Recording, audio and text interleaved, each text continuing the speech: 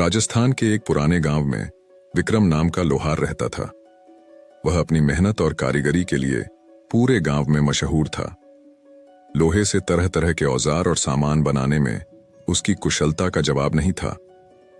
गांव के पास एक पुराना कुआं था, जहां गांव की औरतें पानी भरने आती थीं।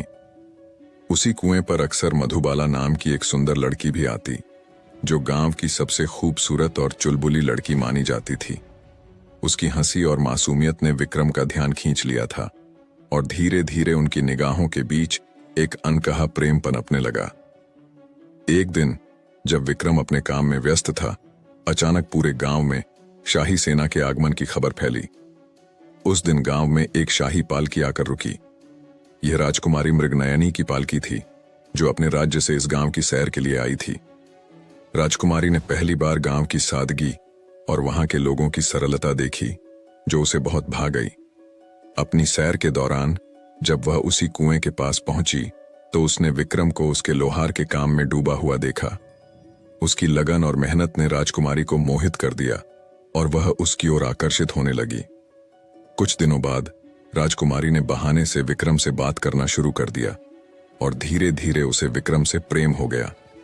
अब राजकुमारी नियमित रूप से किसी न किसी बहाने से कुएं के पास आती और विक्रम को निहारती। उधर मधुबाला के मन में विक्रम के लिए प्रेम पहले से गहरा था और वह राजकुमारी और विक्रम की नजदीकियों से परेशान रहने लगी। एक दिन मधुबाला ने हिम्मत करके विक्रम से मिलने का फैसला किया। रात के अंधेरे में वह चुपके से विक्रम के घर आई और उसे गले लगाकर रोने लगी।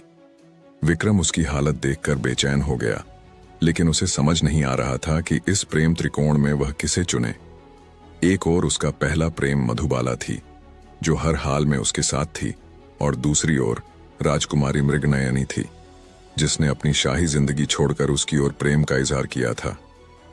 राजकुमारी को जब मधुबाला और विक्रम के प्रेम के बारे में पता चला, तो वह गुस्से से भर उठी। उसने अपने दरबार के एक सपेरे को बुलाया और कहा, मधुबाला के घर में यह सांप छोड़ाओ। सपेरे ने राजकुमारी के कहे अनुसार उसी रात मधुबाला के घर सांप छोड़ दिया।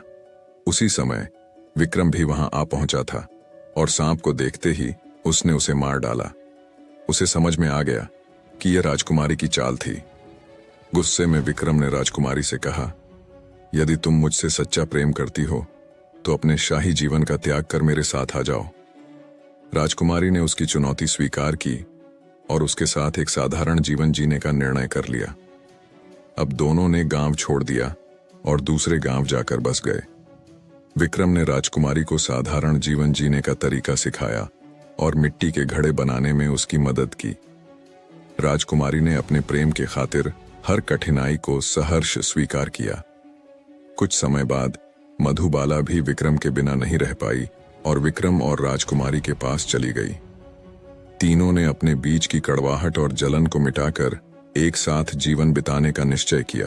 लेकिन एक रात जब तीनों अपने साधारण घर में सो रहे थे, तभी एक चोर घर में घुस आया।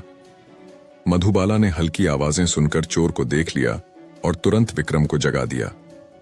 चोर ने विक्रम पर वार करना चाहा, परंतु मधुबाला बीच में आ गई और उसने विक्रम की जान बचाते हुए चोट अपने ऊपर ले ली।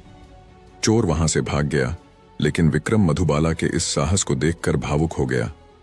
सुबह होते ही विक्रम ने दोनों से कहा, तुम दोनों का प्रेम मेरे लिए अमूल्य है।